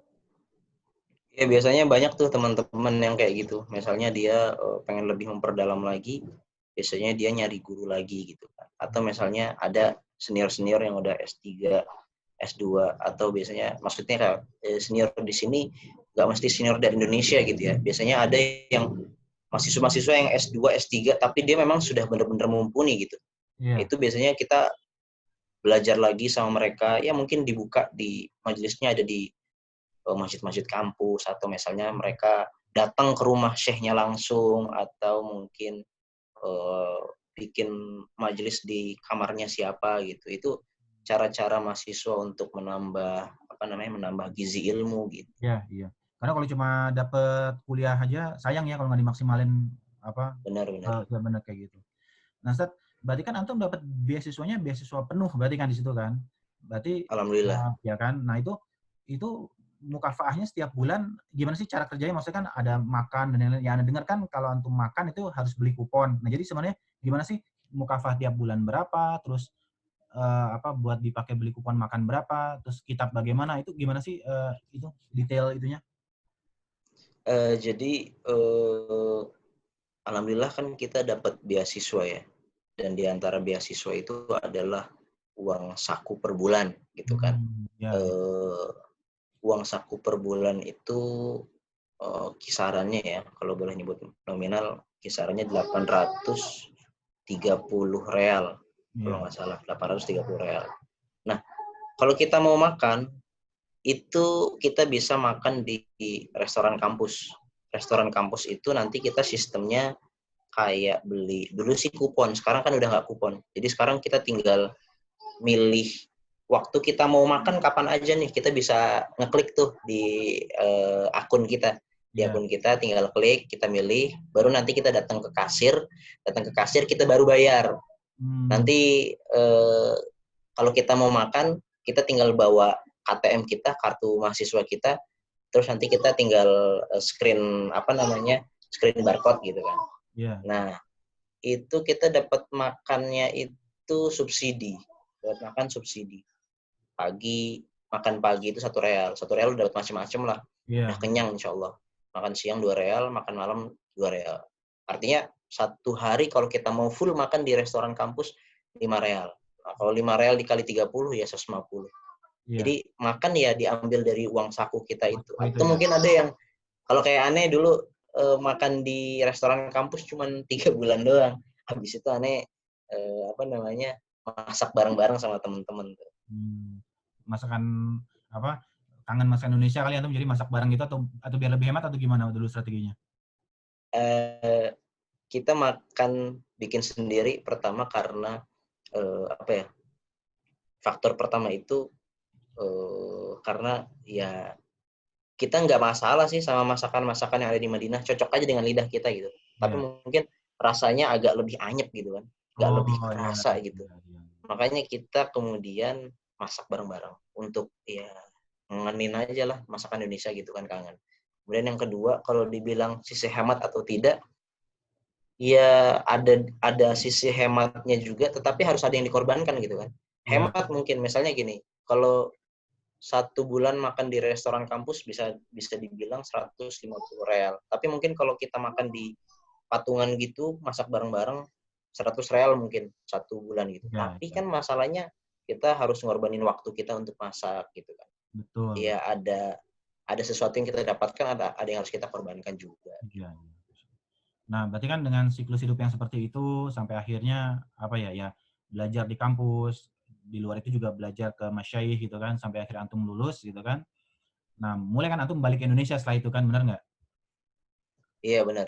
Nah yang antum Jadi rasakan, setelah eh, ini aneh ganti video dulu ya. Kayaknya ya, nih yang dari HP agak apa namanya? Udah agak error nih. ya, ya. Nah, Jadi gimana tadi pertanyaannya? berarti kan setelah siklus hidup di Madinah seperti itu belajar dan lain-lain seperti itu kan, berarti kan akhirnya antum harus balik ke Indonesia kan. Nah, setelah balik ke Indonesia kan berarti kan antum mulai apa ya, ya masa mulai terjun di dunia dakwah sendiri gitu kan. Nah, yang antum rasakan bagaimana gitu? Setelah lulus dari Madinah, berarti kan antum mulai mulai harus cari nafkah gitu kan? Ya mulai ya inilah menghadapi kehidupan yang apa dunia nyata gitu ya, yang sehari-hari harus kita hadapi. Nah, itu gimana? Antum harus mulai nyari nafkah, harus menjaga ilmu juga. Nah, itu apa kiat-kiatnya antum gimana menghadapi itu semua? Iya, Karena kan antum beda banget nih dari kehidupan kampus, ya kan yang dulu belajar dengan masyayikh dan akhirnya antum mulai balik ke Indonesia, terjun ke masyarakat, antum juga harus nyari nafkah, tapi juga tetap harus menjaga ilmu dan terus belajar dan juga harus berdakwah. Nah, itu apa yang antum rasakan awal-awal pulang dari Madinah? eh, alhamdulillah sih biasanya kalau teman-teman yang aneh rasakan juga setelah pulang dari Madinah, alhamdulillah kita biasanya kan punya tabungan gitu kan. Iya, Nah tapi nggak nggak bisa dong kita kemudian bertahan hidup dari tabungan itu. Apalagi iya, kita nanti harus berkeluarga, harus punya penghasilan yang mencukupkan juga gitu kan. iya, Nah, maka siasatnya ya pasti kita cari kerja lah gitu kan. iya, Eh, ya cari kerja macam-macam lah. Ada yang mungkin ngajar, atau ada yang mungkin langsung buka usaha bisnis gitu kan, atau ada yang lain-lainnya gitu. iya, Nah, eh, biasanya walaupun kalau yang mungkin biasanya ngajar ya dia sudah pasti biasanya berkecimpung di dunia mengajar gitu kan. iya, Nah, kalau misalnya kalau Anda sendiri sekarang sebagai pembimbing umroh di sebuah travel itu iya. bukan berarti Anda meninggalkan ngajar juga, Hmm, tapi Anda juga tetap ngajar karena pastinya Anda juga punya apa namanya ya, punya prospek dakwah, Anda punya apa namanya impian cita-cita dakwah gitu kan. Nah, dan alhamdulillah di rumah Ane ini, di samping rumah Ane kan ini ada musola gitu kan. Dekat rumah Ane ada musola, dan memang kayaknya sepertinya memang tidak ada lagi siapa lagi yang harus membangun masyarakat kita ini gitu. iya, Makanya Ane terbangun dari situ ya, setiap Sabtu, Ahad, Subuh ya Ane ngajar, tetap ngajar. Jadi tetap ngajar walaupun ngajarnya ngajar informal gitu kan, ngajarin masyarakat gitu. Kemudian cara Anda menjaga ilmu ya sebenarnya dari ngajar itu. Artinya dengan kita mengajar, kita harus siap-siap gitu kan. Kita harus baca-baca buku dulu beberapa hari iya, iya, sebelum itu. Kita harus apa namanya? Ya harus persiapan lah intinya. Dari situ ya itulah cara Anda menjaga ilmu gitu. Kalau misalnya besok pengen fikih, pengen ngajar fikih, artinya Ane murojaah lagi pelajaran-pelajaran fikih. Besok mau ngajar hadis atau hadis apa gitu kan, kita Ane baca-baca lagi syarah-syarah hadisnya. Itu cara Ane menjaga ilmu gitu. Ya memang butuh bagi-bagi waktu yang bagus gitu kan. Kita udah punya keluarga, kita harus cari nafkah, kita harus ngajar juga, mengabdi atau menginfakkan, mensedekahkan ilmu kita gitu kan. Dan jangan lupa kita juga harus menjaga ilmu kita yang dulu kita telah dapat gitu. Pun iya, kita harus upgrade. Nah, itulah caranya Aneh bagi-bagi waktu di situ. Misalnya pagi misalnya kalau kita lagi di tempat kerjaan juga sambil baca buku kan bisa ya, lagi ada waktu kosong kita baca buku untuk Iya. siap-siap gitu kan. Iya. Nanti malam di rumah bisa baca buku lagi untuk siap-siap, baru nanti Sabtu atau Ahad lagi waktu kajian ya kita kajian. Jadi Ustaz, benar nggak sih yang dulu Anda sempat dengar istilah itu bahwa, Anda nggak tahu istilah atau apa ya, bahwa memang zakatnya orang yang belajar itu adalah mengajar gitu. Benar ya kayak gitu? Iya benar-benar. Jadi dengan itu kan juga sebagai sarana kita murojaah gitu, benar nggak ya? Kayak gitu kan, benar ya? Nah, tapi Bahkan yang aneh rasakan kalau orang dengan dia mengajar itu ilmu tuh tambah melekat gitu. oh, Masya Allah. Iya. Dulu kita belajar gitu kan, kita belajar. Tapi kayaknya kok cepat hilang gitu ya. Setelah beberapa waktu hilang gitu. Tapi dengan mengajar, karena mungkin kita harus persiapan yang matang gitu kan. Kemudian kita menyampaikan itu tuh ilmu yang kita pelajari malah tambah melekat gitu loh. Jadi nggak gampang hilang gitu. Ustaz, sama ada ini nih. Tadi kan di Madinah kan antum dapat mukafaah gitu. Itu apakah antum beli kitab untuk belajar dari uang itu juga atau jangan-jangan dikasih kitab lagi di luar itu? Jadi kalau masalah beli kitab, pertama di Madinah itu ada beasiswa yang namanya badal kutub atau uang yang diberikan setahun sekali untuk beli kitab. Itu berapa ya? Dapatnya kayaknya satu bulan mukafaah, kayak 1 bulan uang saku tuh 830 atau 840. Iya. Tapi dapatnya cuma setahun sekali. Nah, selebihnya kalau kita pengen menambah koleksi buku kita, ya kita harus sisihkan dari duit sangu kita per bulan gitu. Misalnya sebulan kita sisihkan berapa real gitu kan, berapa real untuk beli buku. Pun kita nanti misalnya di Madinah itu kan biasanya kalau misalnya nih semester 1 dia dapat nilai mumtaz. Semester 2 dia nilainya mumtaz lagi tuh. Iya. Nah, itu karena dia dapat mumtaz berurutan dalam jangka 1 tahun ajaran, itu dia nanti dapat kayak bonus gitu, dapat hadiah Ya, ya. 1.000 real gitu kan, 1.000 real. Nah, itu biasanya juga bisa dijadiin untuk buat beli koleksi buku gitu. Kemudian juga duit-duit dari uang-uang dari dari yang lain-lain juga sih. Iya. Pokoknya kita nabung lah gitu, nabung untuk bisa nambahin koleksi kitab kita gitu. Nah, tinggal satu kan berarti problemnya pas antum balik ke Indonesia, nah itu berapa mahal Ustaz biaya bawa kitab itu semua? Kan banyak tuh pasti tuh. Iya. Iya kan? Nah, untuk pengiriman buku atau pengiriman kitab itu kan biasanya dikoordinir oleh PPMI Madinah. Jadi Oh. saat kita udah di akhir-akhir masa kuliah kita semester 7 atau semester 8, nah itu kita nanti kirim kitab ke rumah gitu. Dan aneh lupa kisarannya berapa ya, kan dikirim pakai kapal via Iya. laut. Hitungannya satu karton rokok gitu, kayak rokok Marlboro gitu, itu nanti beda-beda sih, ada yang luar Jawa atau dalam Jawa. Kalau dalam Jawa itu terakhir kalau nggak salah 170 duluan ya, atau 175 real gitu per kartonnya gitu. Iya. Masya Jadi Allah. semakin banyak buku dia, semakin banyak kartonnya, ya tinggal dikaliin aja gitu. Masya Allah. Semakin mahal juga gitu. Nah, yang terakhir Ustaz, pertanyaan Ana nih. Yang dulu kita sempat diskusi, ingat nggak waktu kita sempat diskusi di mana?